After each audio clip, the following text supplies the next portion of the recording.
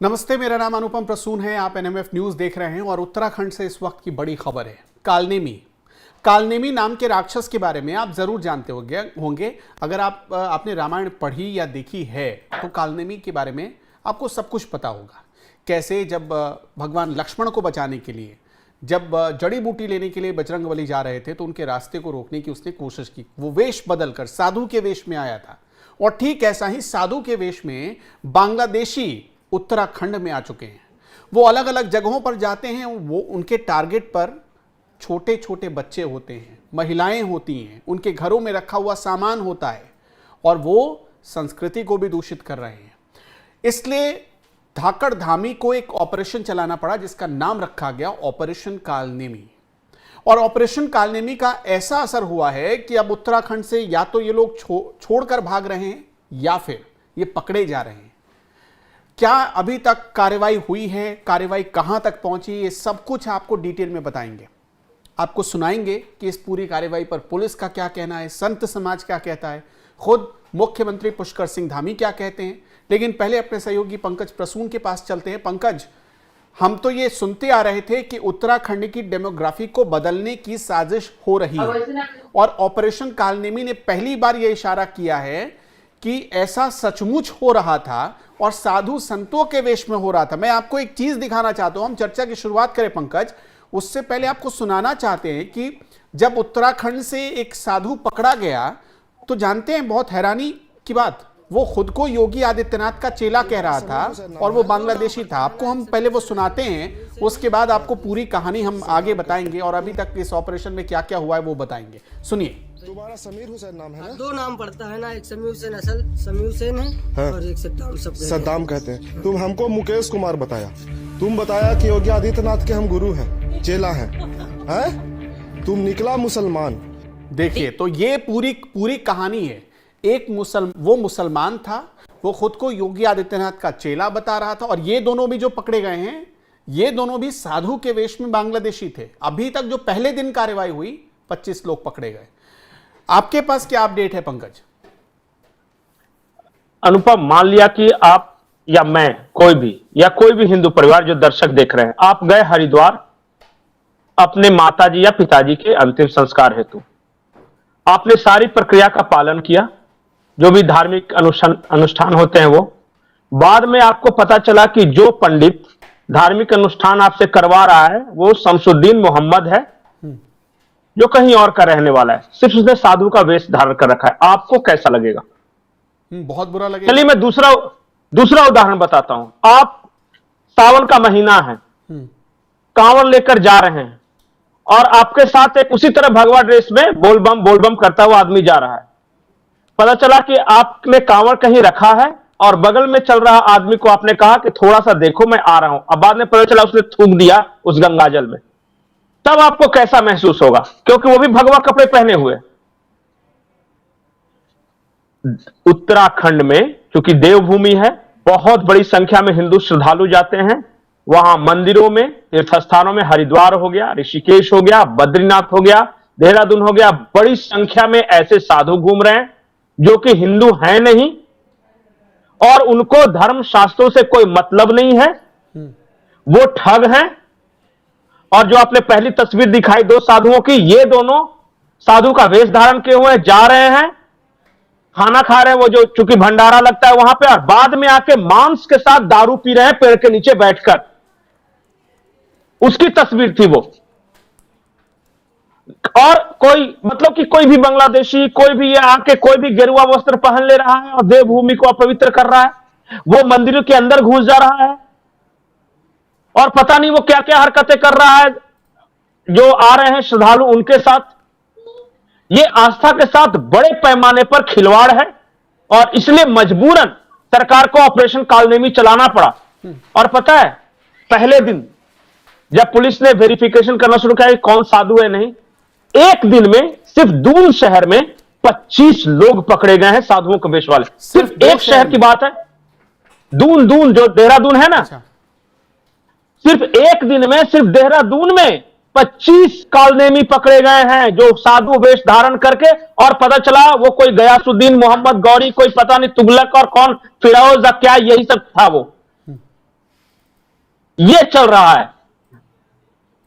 और बड़े बड़े दिनों से लोग शिकायत कर रहे थे और स्थानीय जो संत समाज है वो भी शिकायत कर रहा था कि भैया इतने सारे घूमते रहते हैं भगवा पहन के, हमें ही नहीं पता कि वो किस अखाड़ा परिषद से जुड़े हुए हैं, किस गुरु से दीक्षा ली है। इन्होंने किसी गुरु से दीक्षा नहीं लिया है।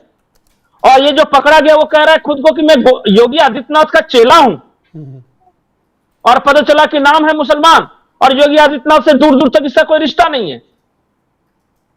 ये सिर्फ भेष धारण किए हुए और अंदर से कलुषित मानसिकता का व्यक्ति है। ये अगर आए हैं बांग्लादेश से यहां पर रहने के लिए, तो ये क्या सिर्फ भिक्षाटन के इरादे से आए हैं या कि कोई बड़ा इरादा लेकर आए? नहीं, ये ठगी भी कर लेते हैं, ये जरूरत पड़ने पर पॉकेटमारी भी कर लेते हैं, महिलाओं की चेन भी छीन लेते हैं, अकेले लड़कियों को देखकर छेड़छाड़ भी करते हैं, पवित्र गंगा में नहाती स्त्रियों का ये वीडियो भी बना लेते हैं और वायरल भी कर देते हैं। ये इस्लाम के सिपाही भी हैं। उत्तराखंड में बहुत तरह का मल्टीपर्पज काम है इनका। ये पता चलेगा कि साधु वेशधारी है और कहीं बैठने के लिए जगह मिल गया तो पता चलेगा महीने दिन बाद वहां बाजार भी मिल जाएगा आपको, अगर किसने नहीं देखा तो। है ना कि ये मल्टी टैलेंटेड लोग हैं, जैसा गाजियाबाद में हो रहा था हमने। बिल्कुल। अरे फॉरेस्ट लैंड पे मजार बना, अरे जंगलों में कोई नहीं जा। आपको थोड़ी देर के लिए रोकता हूं पंकज जी। इस पर देहरादून के एसएसपी क्या कह रहे हैं, पहले वो अपने दर्शकों को सुनवाते हैं, आप उनको सुनिए। माननीय मुख्यमंत्री जी के निर्देश पर ऑपरेशन कालनेमी प्रारंभ किया गया, जिसमें निर्देश विस्तृत प्राप्त हो गए, जिसका मुख्य उद्देश्य है कि जो देवभूमि में जिस तरह से पाखंडी ढोंगी बन के या छदम भेष में जो हमारे बाबा बन के लोग घूम रहे हैं और खासकर महिलाओं और युवाओं को टारगेट कर रहे हैं, बच्चियों को टारगेट कर रहे हैं, और कहीं ना कहीं उनके जो पारिवारिक समस्याएं होती हैं उसको देखते हुए वो जबकि बिना किसी ज्ञान के और बाबा बन के उनको ठगने की जो बात शिकायतें प्राप्त हो रही थी, इसके तहत दून पुलिस द्वारा भी निर्देशों के क्रम में विभिन्न स्थानों पर ऐसी रेड की गई, ऐसे लोग को चेक किया गया। तो इसमें अभी तक 2 दर्जन लोग ऐसे लोग हिरासत में मिले हैं जो बाबाओं के भेष में यहाँ घूम रहे थे, जिनके पास कोई ऐसा ज्ञान नहीं था, और साथ ही साथ वो ऐसे महिलाओं को टारगेट करते हैं, बच्चों को टारगेट करते हैं जो पारिवारिक रूप से परेशान है। इनसे अलग अलग स्थानों क्षेत्रों में पूछताछ की जा रही है और इसी में एक ब्रेक थ्रू अभी मिली हमारे एजेंसीज को, जो थाना सहसपुर क्षेत्र में एक बांग्लादेशी जो छदम भेष में यहाँ बाबा बन के घूम रहा था, और उसके शक के आधार पर जो उसकी एक्टिविटीज थी उसके आधार पर पूरी एजेंसीज ने मिलकर से पूछताछ करी है।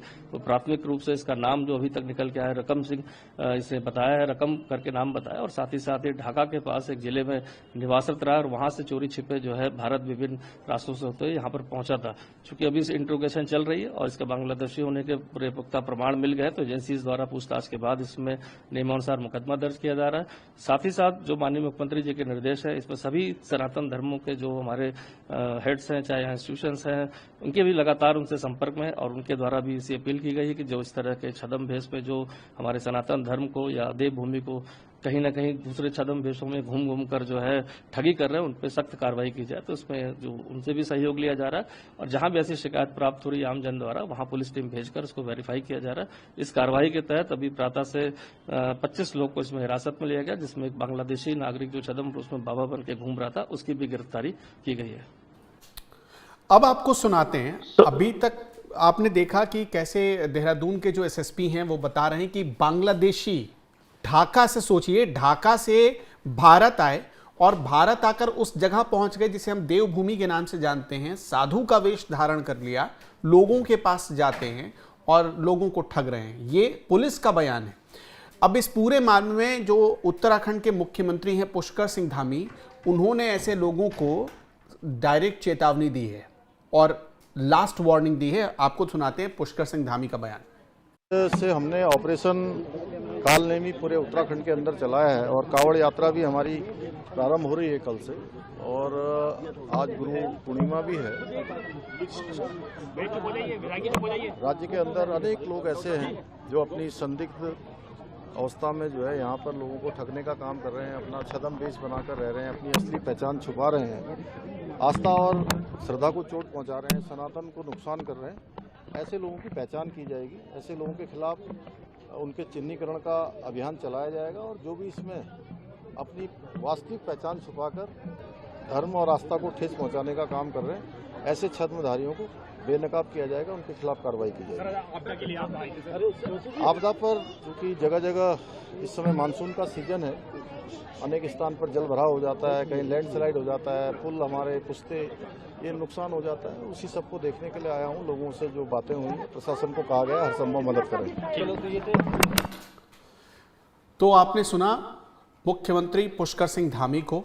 अब एक बड़ी बात आपको बता देते हैं कि पुष्कर सिंह धामी ने जो अभियान चलाया है, देखिए क्या हो रहा है कि इसमें पकड़े तो जा रहे हैं साधु संत, क्योंकि साधु संतों की बदनामी होती है। अगर कोई बुरा संत कुछ अगर बुरा काम करता है तो साधु संतों की बदनामी होती है, और उनके इस ऑपरेशन पर साधु संत बड़ी तारीफ कर रहे हैं। वो कह रहे हैं कि ये होना चाहिए, अच्छा काम करे पुष्कर सिंह धामी। तो आपको सुनाते अखाड़ा परिषद के अध्यक्ष नरेंद्र गिरी का बयान। साधुवाद आपने देखा होगा, हमारे हरिद्वार में कावड़ मेला है। यहाँ पे जितने भी कालनेमी है, बहुत हरिद्वार में जिस जहाँ भी जाएंगे, जिस गली में मोहल्ले में जाएंगे, चौक में जाएंगे, आपको वहाँ कालनेमी मिलेंगे। उनको चिन्हित करना बहुत जरूरी है। मैं समझता मुख्यमंत्री जी ने बहुत अच्छी पहल की है। हम अखिल भारतीय अखाड़ा परिषद की ओर से माननीय मुख्यमंत्री जी को बहुत बहुत साधुवाद आशीर्वाद देना चाहेंगे कि आपने जो पहल की है, हम जितने भी साधु संत है सब आपके साथ है। तो सारे साधु संत भी साथ हैं। पंकज जी, अब मेरे ख्याल में ये उत्तराखंड में चल रहा अब तक का सबसे बड़ा ऑपरेशन है।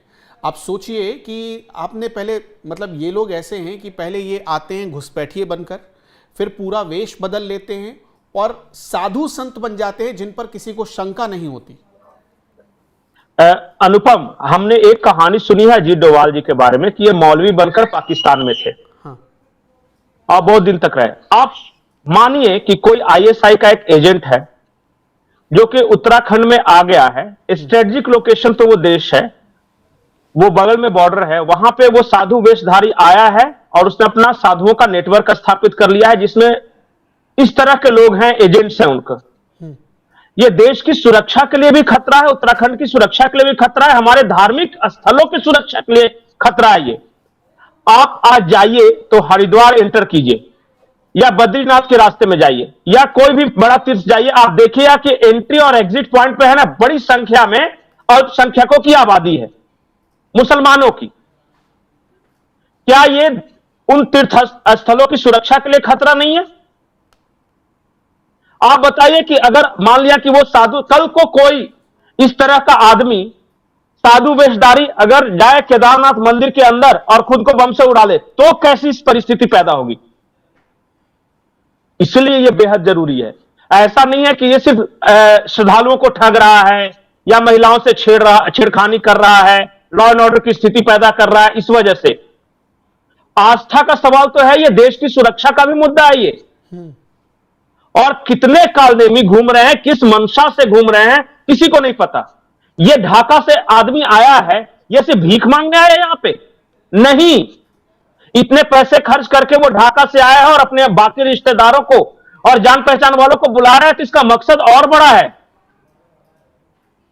मुझे लगता है कि डरना चाहिए, और जब तक आखिरी इस तरह कालनेमी उत्तराखंड की पवित्र भूमि से निकालकर बाहर न फेंक दिया जाए, यह ऑपरेशन चलते रहना चाहिए। और मैं तो चाहता हूं कि पूरे देश में जहां भी तीर्थ स्थल है, जहां भी हिंदू धार्मिक स्थल है, इस तरह के लोगों की पहचान करे कि कहीं कोई भगवा वेश में कोई देश का दुश्मन, कोई दुश्मन देश का एजेंट तो नहीं घूम रहा है, कहीं उसकी मंशा तो गलत नहीं है।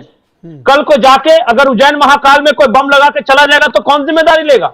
कल को बालाजी तिरुपति में इस तरह आ जाए, शिरडी साई मंदिर में आ जाए, बहुत घूम रहे हैं, आपको नहीं पता। हम क्या है कि आंखें बंद कर लेने से सोचते हैं कि दुनिया बस ऐसी ही है, नहीं। बिल्कुल। अब हम दर्शकों के ऊपर ये छोड़ते हैं, दर्शक क्या कहते हैं इस पूरी खबर पर, ऑपरेशन कालनेमी पर। दर्शकों आपकी क्या राय है, हमें ज़रूर ये बताइएगा, क्योंकि ये बहुत ज़रूरी है। हो सकता है कि आपके पास जो मंदिर हो वहाँ पर भी ये कालनेमी पहुँच चुके हों, इनको आप पहचान नहीं पा रहे हों, इनसे आप घुल मिल गए हों, क्योंकि इनका काम ही होता है ये बाहर से आते घुसपैठिए बनकर ये आपके बीच, आपके समाज के बीच घुल मिल जाते हैं और आपको इसकी खबर नहीं होती। हमें कमेंट में बताते चलिएगा ये जो फैसला हुआ है धामी सरकार का, ये कैसा फैसला है। बाकी खबरों के लिए आप देखते रहिए NMF न्यूज़। नमस्कार।